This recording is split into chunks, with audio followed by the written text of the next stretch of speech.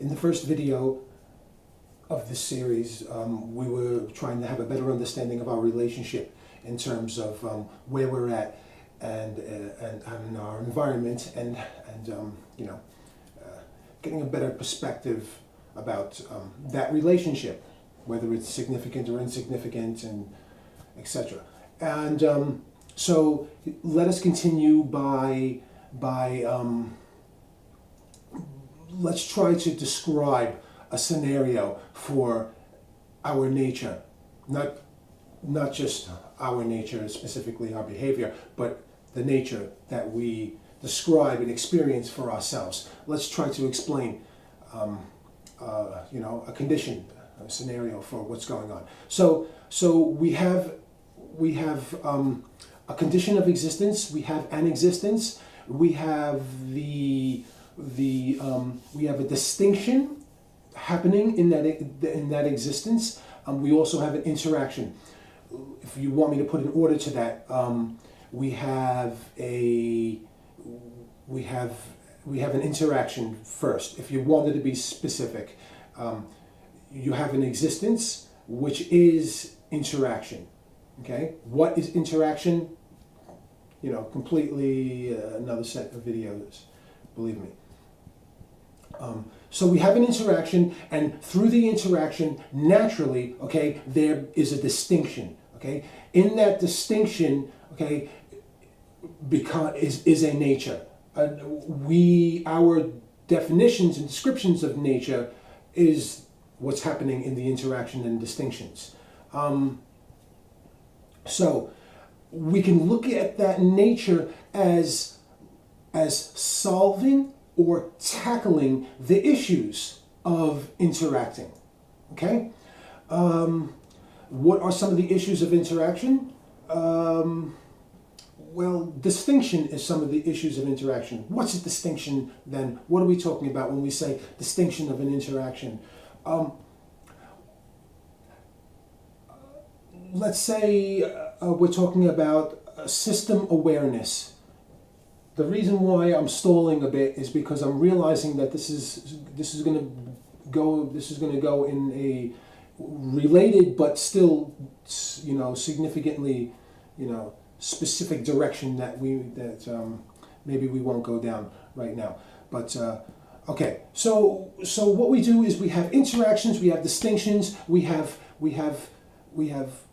matter, energy of the matter, or whatever you want to use, whatever your set of terms are. Okay, we have that. Okay, becoming aware. We have that gaining an identity through the interaction. Okay, the more the interaction occurs, the more an identity builds up for that interaction, because that interaction gains intensity, gains consistency, stability, and we're looking at nature now, and we start to realize, we start to see, we observe that particular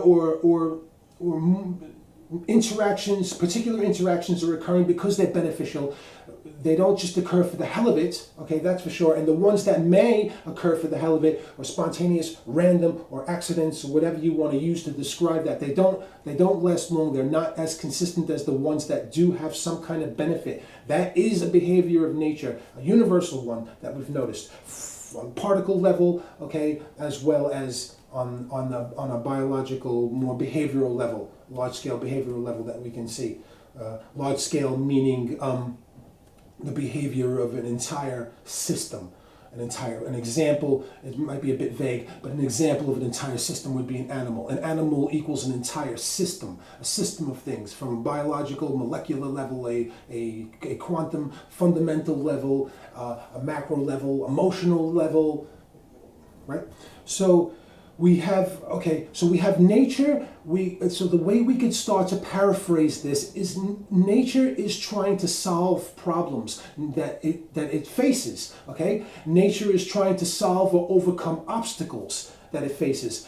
We could also look at it in terms of nature is trying to accomplish an objective. An objective. What would that objective be? There's a couple of ones that might be popular. Okay, one set of those objectives are closely or immediately related to necessity function, like survival and stuff like that. But another set are more in terms, they're all things, okay, we could always tie, when it comes to nature, we could always tie all things into survival and some kind of benefit to the system, some kind of benefit to something. We could always tie that into that, right?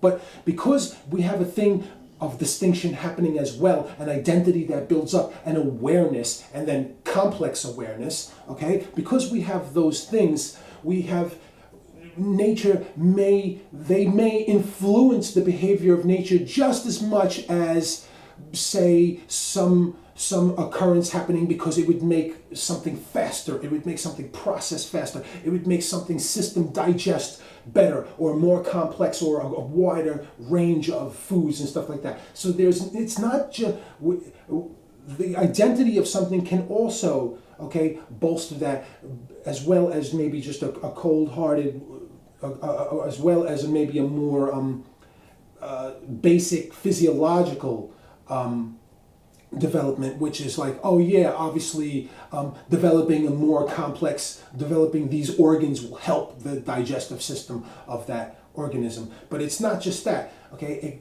We're not as comfortable or not as familiar with understanding that the more the identity, okay, of an organism develops, the more an awareness of the organism develops, that too goes hand in hand with the development of that organism's digestive system, okay? That goes hand in hand. It makes, believe me, have confidence, because we're trying to talk about this in familiar terms, and but I'm not making this up. This is I've thought about this, I've studied these things, and it makes sense when we talk about all of these things are connected to a chain that will involve the interaction of genetic coding, okay? Will involve the interaction of selection within the genetic and the molecular level of an organism as well, okay? But that doesn't mean that we just have to stay there, because just looking at a molecular function, okay, just looking at a genetic behavior,